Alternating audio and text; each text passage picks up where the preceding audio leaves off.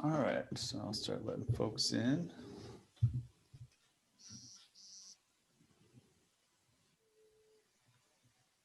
Any fevers, cough, Welcome, everyone. difficulty breathing.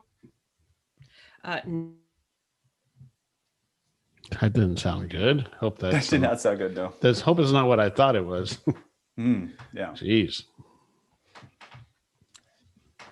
no problem, Deb.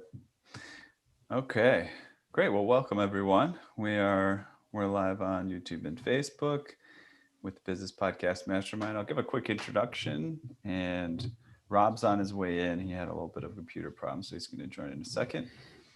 And we'll get started with our conversation for today. So, this is the Business Podcast Mastermind. It was started with a few talented friends in the business and podcasting space who expanded it to create a weekly event where a wider audience can join. Among them, Rob, who will join us in a moment, Rob Greenlee, VP of Content and Partnerships at Libsyn, Chair of the Podcast Academy, co-host of the New Media Show, and longtime evangelist of the podcasting industry. Henry Lopez right here. He is a serial entrepreneur, small business coach, and host of the top-rated How of Business podcast, dedicated to helping others start, run, and grow their small businesses.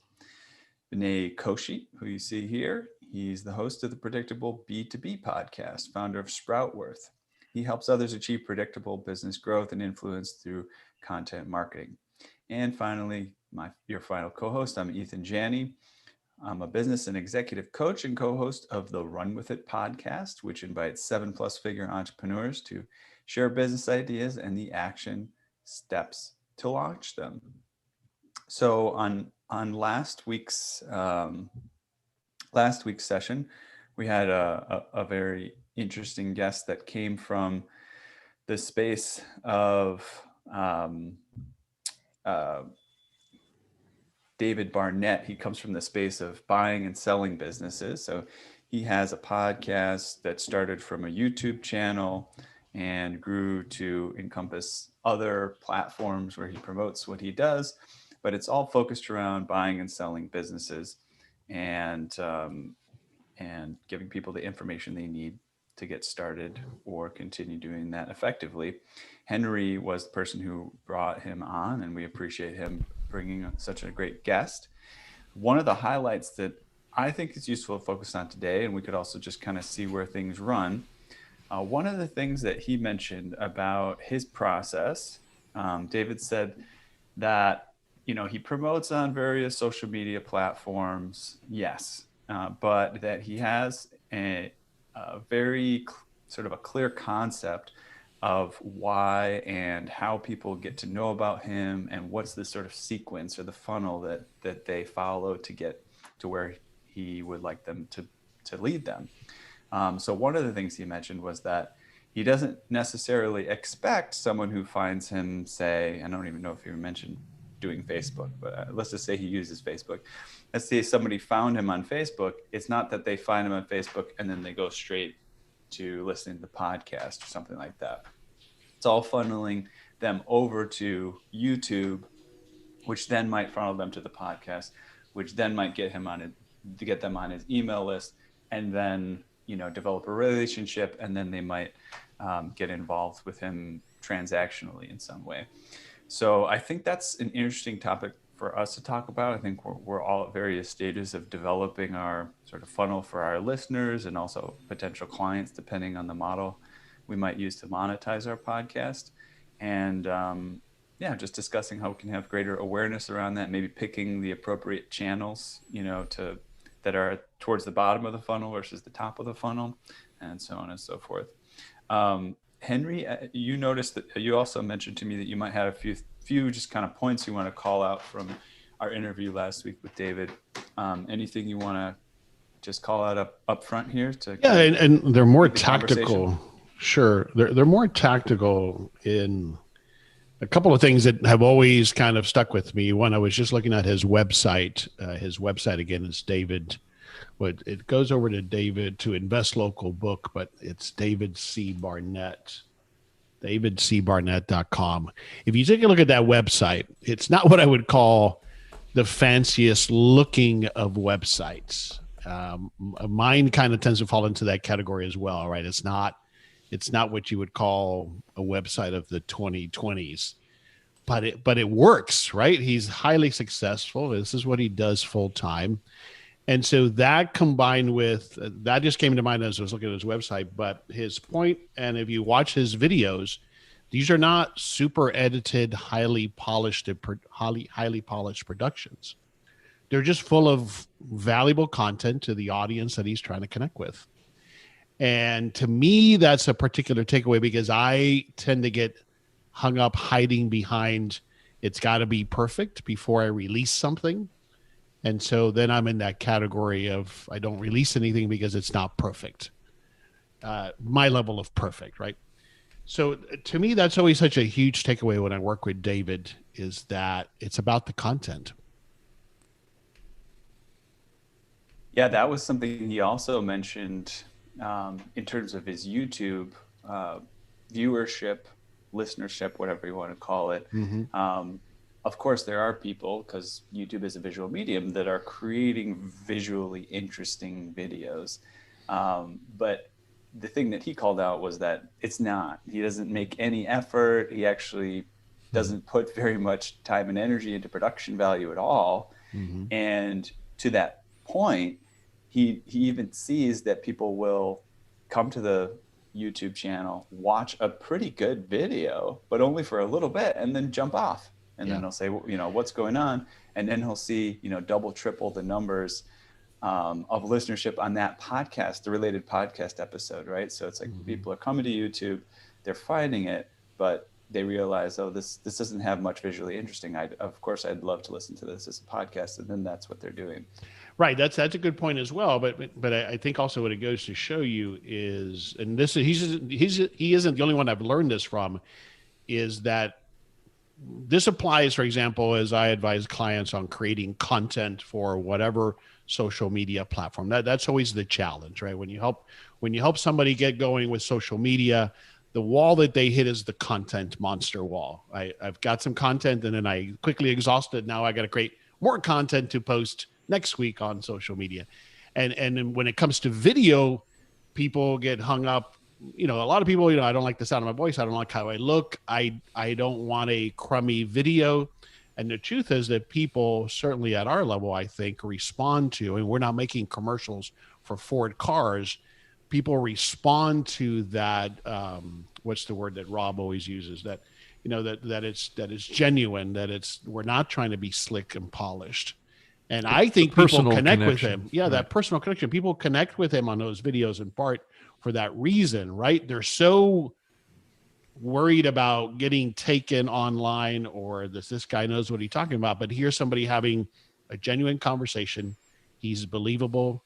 He comes across trustworthy. It isn't about the polish of the video. It's about what he has to share. Sometimes polish can give an impression of the opposite of that, of not being genuine, being too contrived. So there's a little psychology going on here. You know? Yeah, and he talked about that. And okay, now I can't look but at your poster with the kitty cat, Rob. This is new, right? I haven't missed this before, right? Yeah, this is new. Yeah. Okay, all right, we'll come back to that. A little too polished for my taste. I cannot look at it. It's totally polished, yeah. But he talked about that. You know, we all know of these hucksters online who have the beautifully produced videos and how that's not who he is and not who he's attracting, right? Yeah. So that was a key. That's always a takeaway for me, but from him, knowing him for as many years as I do, and how well this is working for him, it's a great lesson for me. Yeah, I wish I could find the link. I was looking for the link right now, but I couldn't find it. And that is, there's a fellow who made a point of creating a website that was text only. Is that right? And only text, right? No images, nothing special. Well, you know, think Craigslist. Mm-hmm. Yeah, right. Exactly. Craigslist. Yeah, and not to say that text is better, right? Because you can also use fancy words that that turn people off, right? There's a different way to do it, but just to kind of prove the point that you could have a great website without visually stunning things going on. And in fact, you may get too distracted by creating those visually stunning things that you kind of ignore that people might want some good content to read, or that you might need to really think carefully about the words that you put on that page, as well as, creating an interesting image. Yeah, I mean, on that point, your image, Ethan, your video and my video, contrast those together. Because I was on a different group discussion that was live streamed last week, and the group was talking about backgrounds and about how you present yourself in videos, and their contention more aligns with what you're doing, Ethan, with your video, where a simple background is better, because what just happened here is that my background was pointed out as a distraction, right? So that's what this group pointed out to me. It was a bunch of older kind of video producers and content creators that have been around for, a lot of these guys are older than I am. So they were telling me, and a lot of them are really heavy geeks, but most of them had backgrounds that were very simple.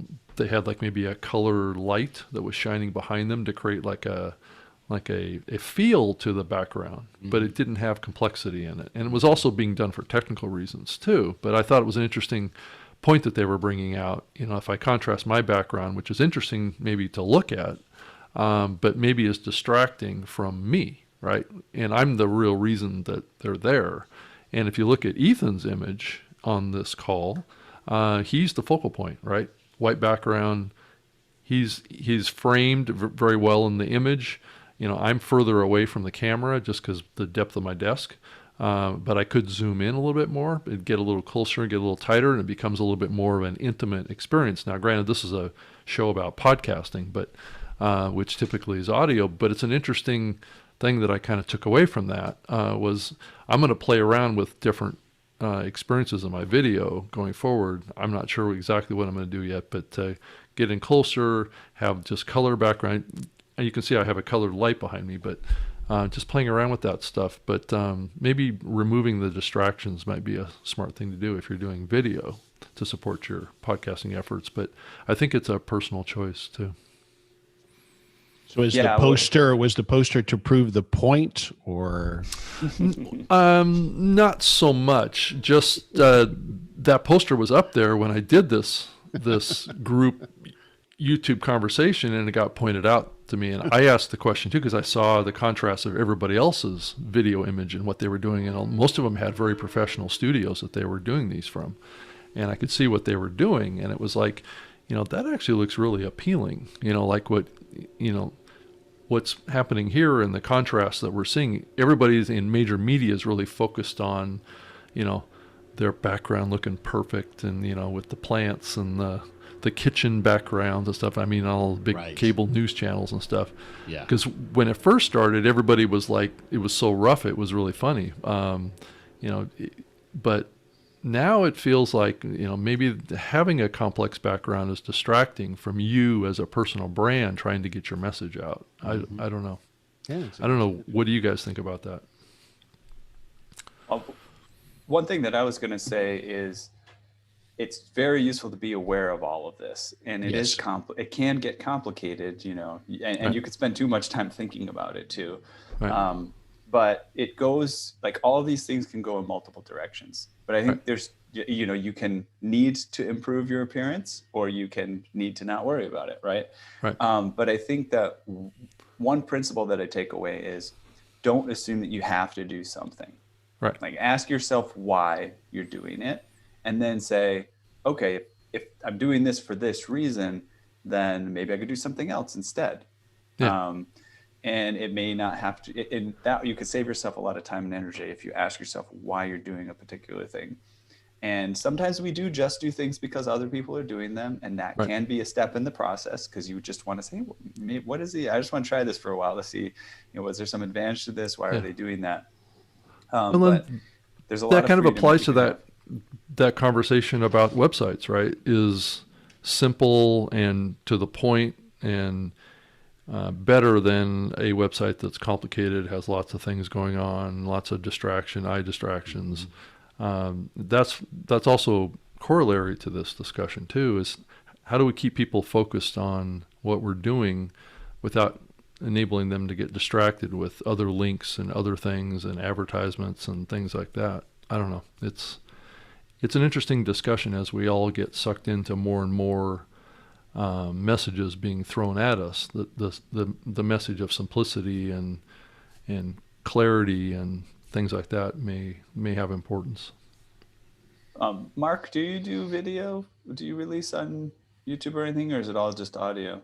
No, I do video as well. I release on YouTube all my interviews, and it's something I've been thinking about for a while. Is my background, and it's been described as not very good because it looks a bit complicated, looks a bit cluttered and stuff. And so I've been thinking that they do. I can't remember what you call them.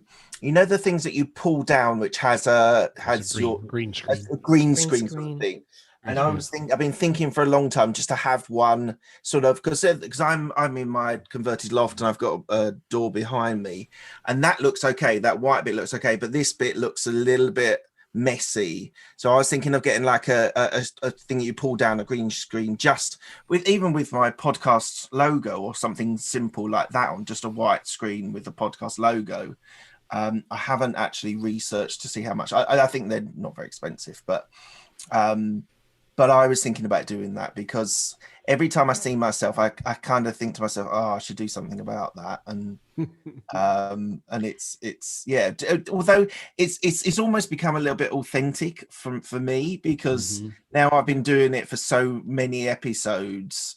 If I did replace it, I wonder if some people might even say, "What are you doing?" So yeah. Well, I'll tell you guys one thing that I've discovered. So I used to just go out and record my podcasts and do video things in other locations than my home. But now that we're in quarantine, I had to think about alternatives. I ended up getting this. I'm actually at a standing desk, and I wasn't, and it's more like a media table. Like the kind of things you'll see when people are going to give a presentation in like a small room with like a screen or something. So I can rotate it, I can move. It's like a and lectern. what I found is really interesting about it is it is increased the dimensionality of how many backgrounds I could have, by orders of magnitude. Because once you don't have to sit, first of all, so I could change the height of it. I can sit if I want to sit. And also it's mobile. So, I can just use it's just a wall, I don't have any special lighting equipment or anything special. Although I could, and maybe I will go in that direction at some point. It's kind of nice. It's kind of flexible. So it's an interesting way to get a very clean, crisp background. And also have the option of moving around and doing different things. So since we're on the topic of video, I just had Kim Foley on as a guest a few episodes back, and this is her area of expertise. And you're touching on one of the top things she recommended is to stand while you're doing podcasts. And I've played with that as well, Ethan, about having a standing desk and so forth. But other than that, her biggest tip was, you touched on one of them, Rob, which is to frame yourself as close into the camera as possible. Kind of like Mark is, like Ethan is, like I'm trying to do. And then the most important thing, though, for her is that your camera should be at eye level. The thing that then is tricky, especially when we're using a tool like Zoom and you're talking, my eyes tend to wander over here to where you are on my screen, Ethan. Right. And the discipline, what I've been trying to discipline myself when I do my coaching sessions is to look at the camera. That's hard because I'm trying to read body language. If Mark's talking and my eyes are down here, I'm trying to read his body language. But the most important thing doesn't go away in interpersonal communications. Are you looking somebody in the eye? So that camera being at eye level, she says, and I have to kind of agree with her, is the most important thing. I'm wondering if we could, I actually don't know that it might be that important. Maybe Yeah, go ahead. Yeah, I'm curious. Then what's not that important, Ethan?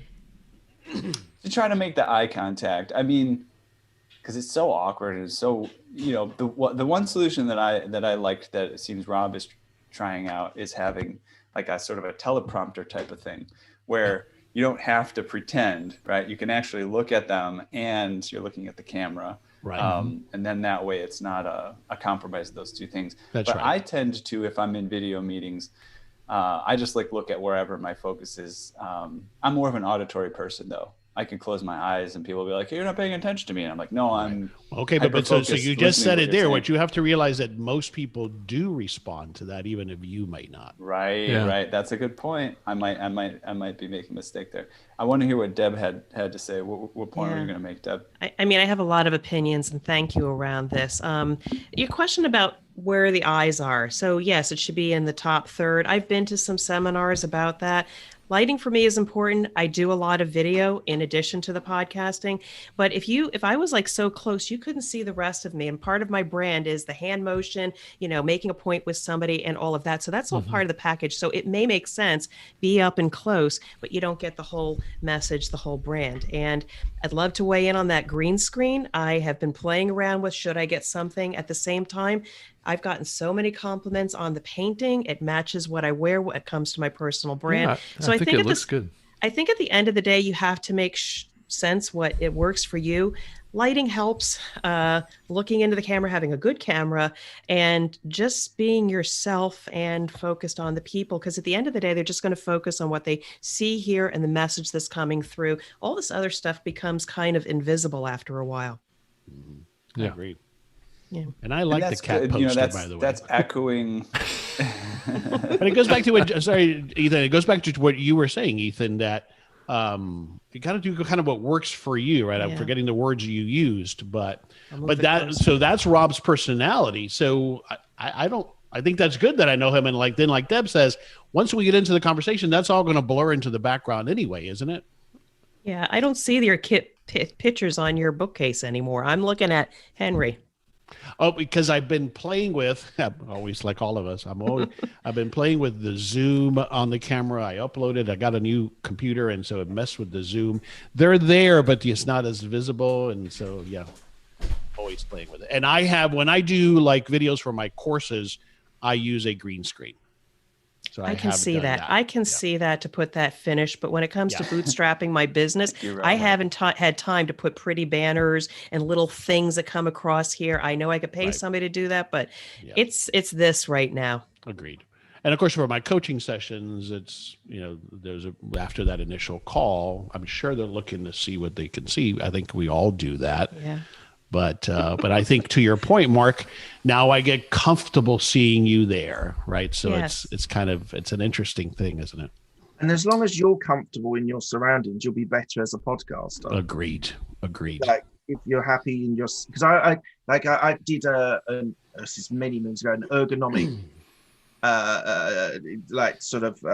test, and it's about where everything. So it was at work, so it was like where the telephone is in relation to the keyboard, in relation to, and actually having a really good chair at the right sort of height, and you can always mess around with the height and things like that, but just being comfortable in what you're doing, and I think that's probably more important than having a whizzy screen behind, which Rob, you've gone very close. Yeah, I see I that. would play around with it a little bit and see what there he is. what the reaction there he is. To see if it's better or worse, or if it feels a little bit too tight. You know what I'm saying? Too close for comfort. Just adjust that zoom feature where it adjusts your complexion. Be sure to put that all the way over to the right. But the whole standing up, let's go back to that, because coming back to podcasting, and Rob can chime in here from a professional perspective. Aren't our voices strongest when we're standing up, and gives us the best ability to project? Yeah. I mean, I don't do it, so I'm just want to hear what people think. Yeah. I don't do it. Yeah, I mean, I really agree with that. I've told people you are much more powerful, but with all my gear and all my notes, standing up, I don't have a desk that goes up. It's a little hard for me right now. So I would have to agree get with one your of those point. rising desks. Yeah, I would have to do that. I mean, it's been a common practice in commercial radio for for folks that are doing shows on commercial radio to stand up. The other technique that a lot of them will do is keep the studio air temperature low, Okay. like down in the 60s, to keep that energy level up. Because warmth tends to calm you a little bit. So, I mean, a lot of big top syndicated radio guys have done this technique to help project and help keep their attention focused. So it's an interesting thing to think about, but I don't know, I can't see myself standing up. I'm too tall to do that. I'd have the camera way up in the air, you know. Then you'd be, I forgot looking up at you this way. Right. Sorry. Yeah. I forgot to mention, in addition to the benefit of multiple backgrounds, that just being now standing much, much more while I'm working, I have options if I want to. There is definitely something about energy level. I didn't do it specifically. I don't do anything. The vocal projection thing I never thought about, noticed, whatever, but it could be true. But definitely my general energy has changed. And Interesting. And I think you also get a firmer backside when you stand more. Yeah. So, but you're standing throughout the day for work, or just when you're doing audio, video work? It ends up being a good mix, you know, because you have the option. And I think that's one of the nice things about these adjustables is that, you know, if you feel like you need a break, you need to kind of slow down a little bit, you can take it down, but you could stand up. I try to stand up more, and I find that it does, like, awakeness, alertness, focus, concentration, those are all added. But I think it can help. Especially, there's one weird thing I found is just that sometimes I like sway back and forth, and I think that just confuses people. I like to joke around about it, but you know, I could just kind of do weird stuff like sink below the screen and pop up when they're like, "Well, I thought you were at a desk this whole time." And here's Ethan anyways, as he rises. That is a up. good point. Yeah. I would have a problem with that. I even noticed. I think I noticed Deb like last week. I went like this, you know, and she was like, "What? What's he doing?" That would be a challenge. All right. So the other thing that I took away from David that was tactical, I've shared before, I've always struggled with building my list, my email list. And so I'm going to try to start incorporating the way he does it, where he talks about, I'll be doing a promotion for my email list next week. Or last week I sent out the 1, 2, 3 checklist to my subscribers. So he takes that approach instead of what I do, which is join my list and get information. And so I thought that was a different way, certainly for me, to try to do it, to get people to take that call to action more. What am I missing out on, instead of, hey, come join my list. So I loved that. Yeah, I have. So for my piano technicians masterclasses, piano tech radio hour thing that I do every Saturday, that's been interesting because by having a weekly show that is live, that can be consumed live, and people can participate, it ends up in a way being sort of its own news, especially because the project in this particular industry is unique. You know, we haven't really done much online education in the industry, and I've been.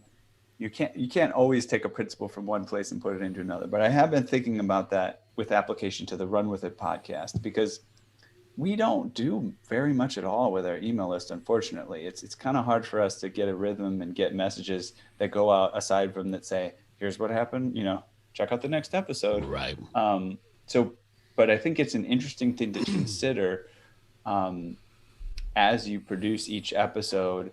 How can you make it more, I guess, newsworthy, or sort of something intriguing that there is to learn, besides the fact that it's just this podcast episode came out, you know? And I don't know whether that's achievable with every type of podcast. So I know that it probably isn't, but it's something to consider as we release new things. Is there any expectation? People are curiosity, right? More curiosity than who was the guest, you know? Yeah. If we can weave that kind of thing into our emails, then of course people will want to read them. They'll be curious what's going on. But in his case, the approach he's also taken, Ethan, is giving sharing more knowledge and content for free, but the way that you get that is you have to be on my email list. Right. Yeah, that's also that sounds like a good approach. Mm-hmm. Versus, again, what you're talking about. I, although I've been trying, mostly what my email is, hey, I released a new episode this week.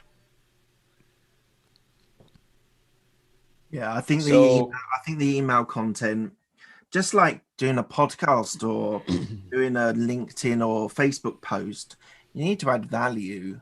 You need to keep on adding value all the time. And I know Deb does it, and I know other people do it, and just have like the episodes, or not just, but have description of who's on this week. Mm-hmm. And that's one reason I haven't really strayed into that, because I've been toying with this idea of how to make it interesting and add value rather than just do episodes. Because I publicize on social media, and so I'm thinking like most of the people that I've got on my LinkedIn are probably people I've got their email address as well. So I then have to create something else or reuse. I always think, and what I'm actually starting to do, some of the shorter podcasts that I do, using the themes of that on my LinkedIn posts. So repurposing the content I've already got in a different medium. And that actually means there's less work. You don't have to think, oh, what am I going to post on here? What am I going to post on there? I can actually just rehash and do a different twist on it, a different take on it, but reusing content that's already there. Just you don't have that sort of brain like, oh god, I've got to release something today or tomorrow. Yeah, good point. So I think I'll just context is important too. Is there some sort of value context in the content that you can highlight more so than just who the guest was? Yeah. Mm-hmm. Interesting. What we've been doing, and actually Pooja, you can see, is on the call here with us.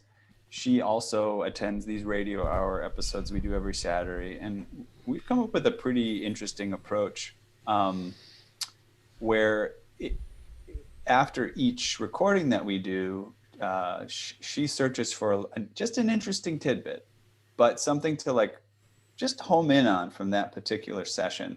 But it's a tidbit that I've noticed that it makes you, at least even as I read it for someone who even attended, right, and was hosting the event, I read it and I go, that would make me sort of regret that I missed that, right? That I missed that thing that just happened, and also make me go, I want to check out the next one.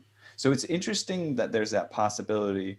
I'm looking at a little bit of a frame shift of, here's an episode, check it out, here's what's in it, don't miss it, to don't miss the next episode that you don't even know what's in it. And I don't know really how to communicate this well, but it is something interesting to think about as we put out something. Is there a way, and maybe it's just the fact that mine has a live component to it, but where we can, by promoting the current episode that people can go back and check out, we're somehow making them go, but yeah, there's something about the next one that I don't want to miss. I don't want to be behind on. Well, it's a sales technique, isn't it? It's enticing the audience to look for the next thing that's coming. It's, instead of just saying, here are the last 4 episodes of the month or of the week or whatever, you're actually putting in something psychologically that they're actually going, well, the next episode is going to be about ABC, and that I don't always do it, but I try and do it if I get the time on the day before of my release of the podcast, is just say, and tomorrow is coming the X episode, and I usually get quite good views on that on LinkedIn, because people are then thinking, well, what's Mark going to talk about tomorrow on the interview? That's so interesting psychologically, because I think it appeals to our nature of that one that was already released. I missed out on that, but this next one, I can be ahead of the curve. I'm not going to miss out. But my question to you, Ethan, is what is her background? Is it Pooja? Yeah, Pooja. What is her back? Because that's not an easy thing to delegate. In other words, what is her background? Like for me, it would have to be someone who knows enough about business to say that's interesting to another potential small business owner. So that has to be key to her to be able to know what to pick out. Yes. I guess that's why I keep Pooja around. She's pretty awesome. Yeah, no She's- doubt. No doubt. She's just a college student who never thought about tuning a piano in her life, and somehow she's connecting with the. I mean, I will say this, and I think I had a few people that started working with me around the same time that she did, and in one of the earlier sessions. Well, first of all, she's from a service called Acadium. So if anybody's interested in finding people to help out with things, I can also find my referral link too, if it's useful. But that service gives you sort of younger or less experienced people in marketing, mostly marketing, digital marketing things, maybe some web design stuff.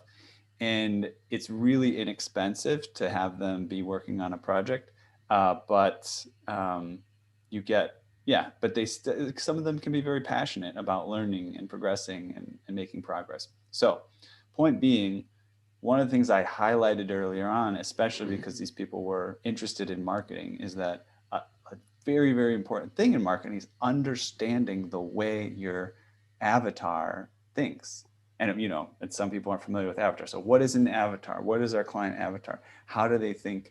How do they talk? What's important to them? What's not important to them? What is their age? What is their, where do they live? All these different things.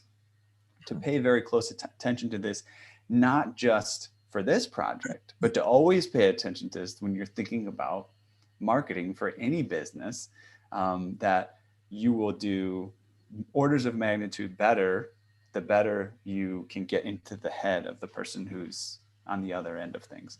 And I think she just took that to heart. And so highlighting that to whoever you might be working with as well, that there's something in it for the project, for them to focus on what that person cares about, but also in it for them as the one doing the project, that as they learn to put themselves in someone else's shoes, they'll be better at what they want to be good at. So, yeah.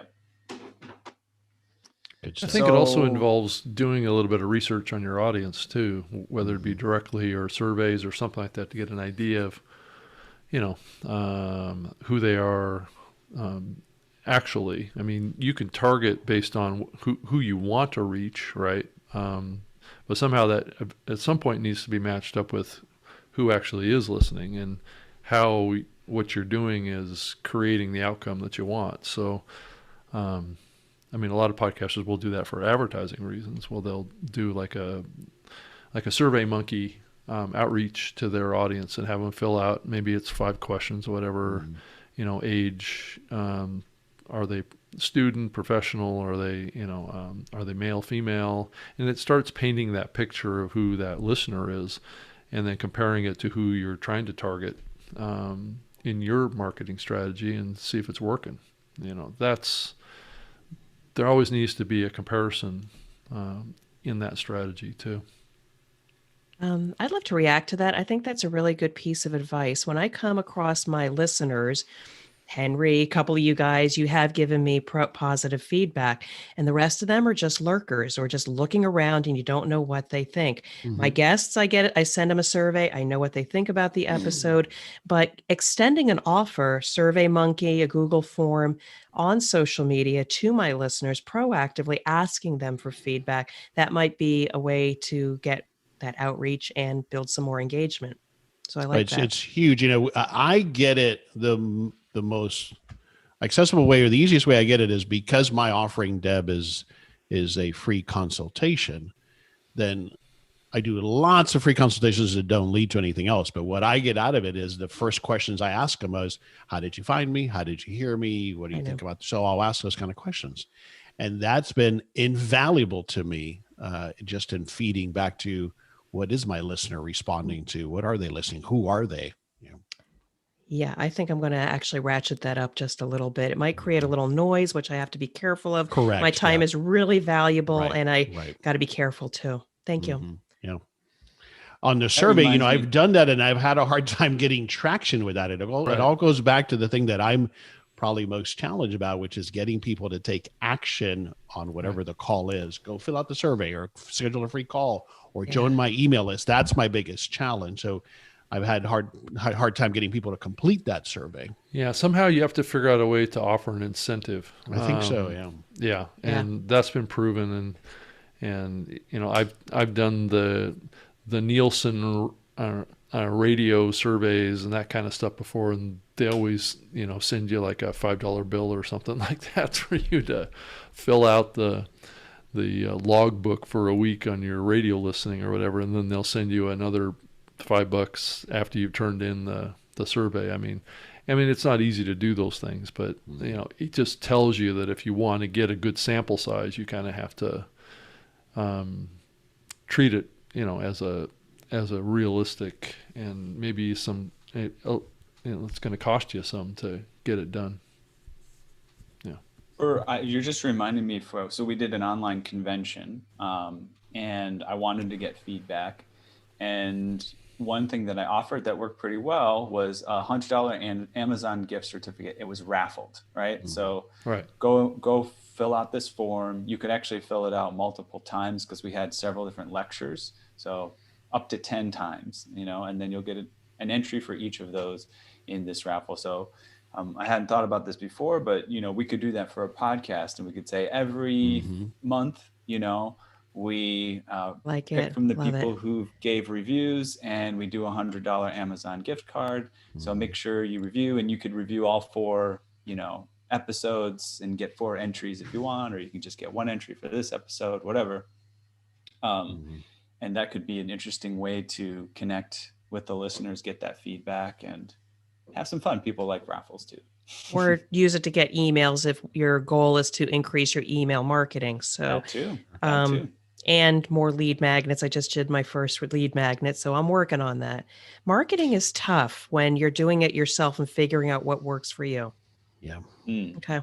Yeah, actually Nathan Lotka, who has the Top podcast. I don't listen to it often, but I've listened to it a few times for research purposes, and I know he does giveaways.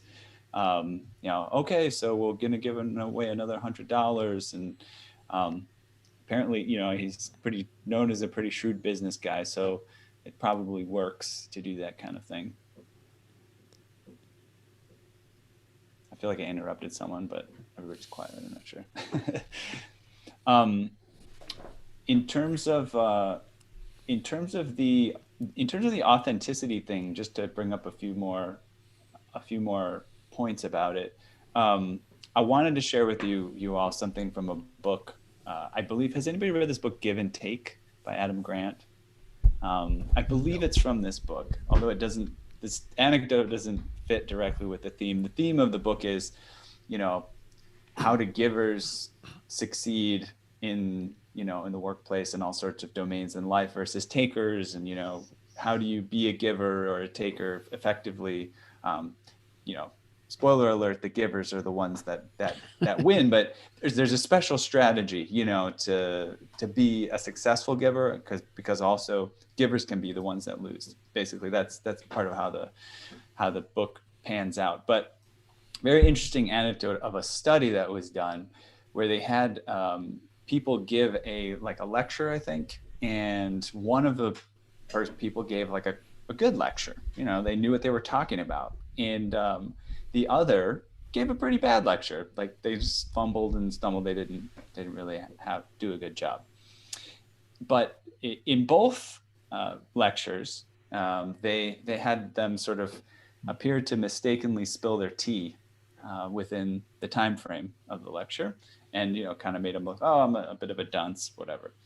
And so then they would collect the audience feedback on how well did they do. And very interesting, it was the same content, lecture, right? Same content? Yeah, I mean, I got to go look up the exact study. Okay. And for all knows, it was a terrible study. So, but it's, you know, the point of it, I think, is interesting to reflect on. And I think you'll see that it's true in various situations. And it applies to this, like, how much do you want to tweak things and make them perfect? So basically, the guy who gave a bad lecture got bad ratings, and when he spilled his tea, he got worse ratings. So they did a control experiment where they gave the lecture without spilling their tea. So when he spilled his tea, he got worse ratings. He got generally bad ratings. The guy who gave the good lecture, he got generally good ratings, but he got better ratings when he spilled his tea. And that is kind of sort of connecting with this sort of authenticity piece, right? That we don't want to, people don't want to see us trying too hard to appear to be better than we are. But also that sort of peek into our humanity helps them connect with us better, no matter how well we do. And if we're not revealing some flaws in some way, it can actually count against us. Even if we are, even if everything is sort of close to perfect, right. And that's where the direction you're headed, that sort of peek into the authenticity and the humanity is also very important. So I thought that might be useful for a discussion. It is. Yeah. Yeah, Deb. Oh. Yeah. May I? I'd love to weigh into that. I didn't want to do that, but my social email marketing guide said, everybody loves the professional Deb. Start sharing a little bit of the rest of that. And so through my email, social media marketing, I'm starting to reveal stories about me, where I failed, where I succeeded. And it's resonating and increasing the amount of touch points and connection requests that I'm getting. So for me, it's helped. Yeah, someone I spoke to last week was talking about digital marketing, and they were saying on your posts, not every time, but tell a story. Tell a story about yourself, something that happened to you in the past. People resonate with stories, first of all, but equally people resonate with children's, like stories of your childhood or stories of your early age, because people then see you as the complete human being. They see you as the podcaster or usually whatever it is, but actually by giving stories about your past, and they can be as contrived as actually at the end you then sell at the end, or just a story, but it builds trust with people. And I've been trying to do that recently, and I think my numbers on views have actually been quite up on normal when you just give that story about a childhood story or something like adolescence or something. But you also hear from certain segments of the podcast community around quality. And actually, I think it's been a little bit of a discussion point over the last couple of weeks around sharing personal stories is seen by some segments of the podcast community as lower quality content. So, and it's usually coming out of the folks that are from the online radio side or public radio, those kind of things, where the professionalized content is seen as better than personal content, right? Or but it depends on what if it matches your narrative that you're trying to tell on other things, I think it feels authentic. If it's just I fell over when I was 3 years old and that's not gonna resonate with people. But if it ties in with your message or USB, I tend to fall in line with what you're saying, because that's been my own personal experience too. But you're seeing this faction of trying to push the industry into what is considered to be more professionalized content, and valuing that more than content that's being produced that's more authentic and real, and it's also a personal brand development too. So I've heard that conflict that's going on in the podcasting medium right now around different factions of the industry are valuing different parts of what podcasting is, and it's like, and one views what they're doing is better than the other, this kind of thing. It's similar to LinkedIn. So LinkedIn, I was talking to someone who worked for LinkedIn for a number of years, and he was saying that what doesn't resonate with, and I don't know if anyone does this, and I'm sorry if I do, but what doesn't resonate is like pictures of your kids saying, "Oh, I love my kids so much" on LinkedIn. On Facebook, it probably works, but on LinkedIn, that doesn't. That is the general way that doesn't really work. But if you can tie in a story, now recently I tied in a story about being a role model to my kids, and then it made me think about being a role model to people who I work with and clients and employees and things like that. That actually got a spike on views, because it tied in. If I took a picture, I don't take pictures of my kids on social media, but if I just put a picture of the kids on there, that I don't think that would work as well. But people are doing that. People are doing that at the moment, which is getting a bit of a backlash. So why do you suppose on LinkedIn it's not effective? Yeah, Because it's a professional platform. Professional platform, and it's kind of confusing unless it really ties to the message you're conveying. Yeah, I agree. I've been seeing a lot more people post like TikTok videos on LinkedIn, and I think people are confused about what LinkedIn is. I think there's more people that are viewing LinkedIn as kind of a replacement for Facebook. And I'm not sure that that's an appropriate way to look at it. Yeah. So I haven't really had a, real job, really. and the closest I had to a real job, I showed up in a tie one day and they gave me weird looks. They were like, "What are you doing with a tie on, Ethan? Biologists don't wear ties, And I was like, so you're trying to show me up or something? Right. Yeah, I don't know. It was weird. So I guess what I want to do is throw this out there, because each of us has been in all sorts of different professional settings, and I've been reflecting on it recently. It shouldn't matter what we're wearing, right? But LinkedIn, whatever, you might want to wear something professional in your photo as opposed to your Facebook profile. And I think one of the values that I see in sort of having let's say an ethos of a crisp, clean dress for a business or a company or something like that, right?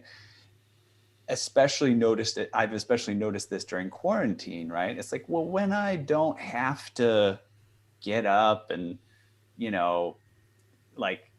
just get myself together for the day, if it's just for me, right? Then there is kind of a sacrifice in terms of your focus and your productivity and, your sort of level of game for the day, and I think that the sort of formality of the business, like the LinkedIn, or going into a business and having a certain dress code or expectation around it, I think that the value there that's added is sort of like a projection of the level of focus that we're bringing to the conversation. But I'm curious what you guys think. Does anybody have a different opinion or, about that? Well, I think from a content strategy online, I think it's very applicable, because I think a lot of people, and there's been a tug of war in the industry for many years around repurposing content across different platforms, right? So, you create one piece of content here and you just push it out to here, to here, to here, and all these different platforms. And I think some people think that that's the way to go. But my experience has been is that each one of these platforms has different user expectations, has different target audience, has different creation models that work best based on user behavior. And so it kind of forces you to create content that's unique for each of these platforms. And while that takes a lot of work to do, that's the most effective way of doing this. And I see this going on right now, this discussion going around Clubhouse right now, which is this new social app. I don't know if all of you have gotten involved in it or heard about it or whatever, but it's basically a social audio network platform that's only on iOS. And so there's a lot of podcasters getting involved in this because it's spoken word, right? People are going in, setting up meetings, setting up groups, setting up clubs, whatever, and aggregating lots of people to do sessions. So it's almost like a conference in some ways, but yet it's kind of a social thing too. So and some podcasters are getting in there and accessing it and running it through like their mixer into their regular show that they do, and they're using it as a source, almost like talk radio did, right? Bringing in guests into their show. But that's the model that works on Clubhouse. But the problem is that the Clubhouse as a company or as a platform doesn't really want people recording on there necessarily. So it's against their terms of service. So you have this tug of war. Well, what's the right thing to do with Clubhouse? Is it to do podcasts in there and record them? Or is it to do a hybrid model and do your podcast and then just, add it on as a piece and just as a source of guests, or listeners participating in the podcast? But in order to do that, you have to do a live show, right? It's not good for recorded shows, in my opinion, but it's, so this tug of war has always existed around creating unique content for each of these platforms. I don't know what the group thinks of all that. I don't. I think Clubhouse will stop that pretty quickly, and start disabling accounts if they don't stop doing that. I heard someone yesterday, I think, or a couple of days ago, who was sort of saying, "Oh, and I've managed to plug something in, and now I can record on Clubhouse." And one of the moderators said, "You need to be careful about that because that's against the T's and C's." And Right. I'm telling you, as a moderator, you have to stop that. I think that is different from repurposing content. That literally Well, it is different. Yeah, sort you're of right. plugging in and sort of just clicking record and publishing.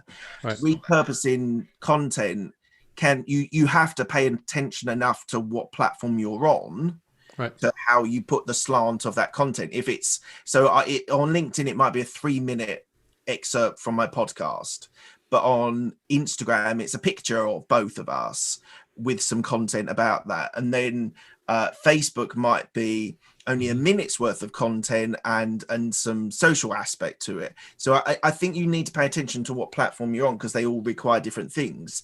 But I think that video of an hour interview that you purpose for Facebook, LinkedIn and whatever, you can do that as long as you're respecting what your client or what your audience want to see on each on each platform.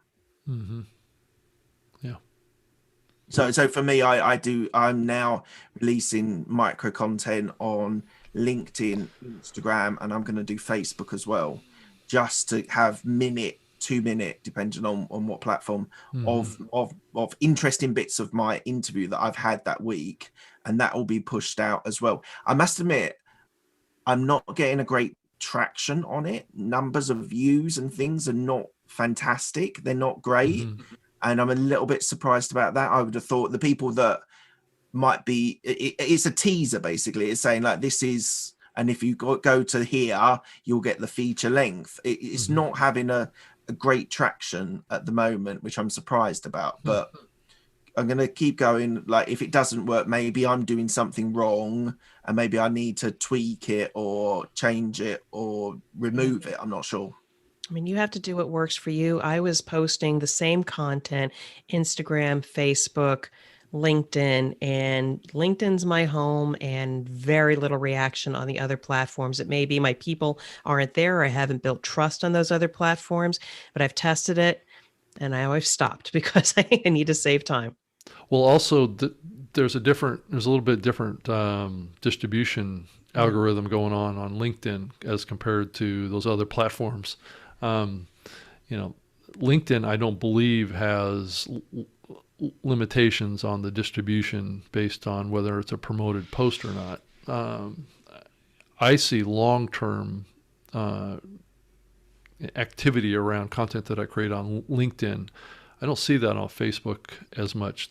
There has to be ongoing activity around whatever you're posting for it to keep traction going for some reason. I don't know if you've noticed that or not, but on LinkedIn, there could be big gaps of time when there's not something going on around a piece of content that I published up there, and then all of a sudden somebody will post in there and there'll be like a flurry of activity around that. I've seen that. So it may be a little different algorithm going on that's because Facebook and Twitter are all being monetized based on reaching audience. So you can do promoted posts, but I don't believe LinkedIn's doing that quite yet.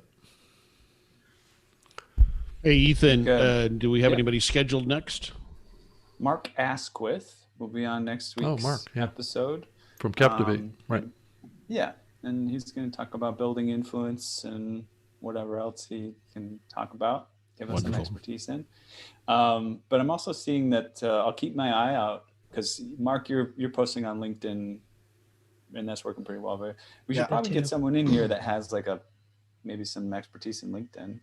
They might be able to offer some interesting perspective on podcasting and. Well, we could find a, I believe LinkedIn employs evangelists for the platform. So maybe that might be trying to reach out to one of those might be a good idea. That would be wonderful. That'd be great. All right.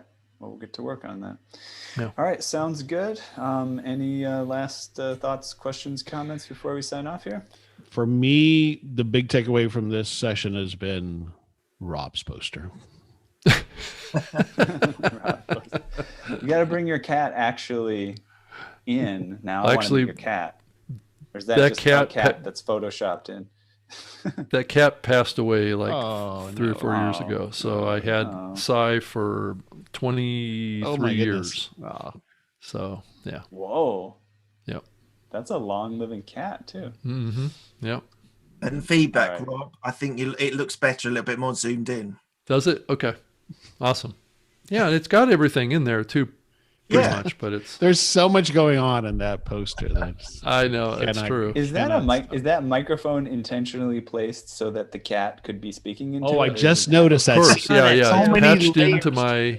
my mixer, and I just noticed that. Thank Right. you, Ethan. actually Yeah. the microphone right next to it could be raised up, and it could look like it's Mhm, pointed mhm. towards my mouth. Exactly. So So here's the takeaway. If you are going to put distracting things in your background, make sure they're because you want to start some interesting right. conversation. right, Exactly. exactly.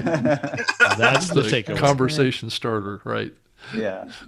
Cool. All right, folks. Well, great to see you. We'll see you again next week. Okay. Talk to you later. Take care. Bye-bye. Be well. Bye bye. Bye. Bye.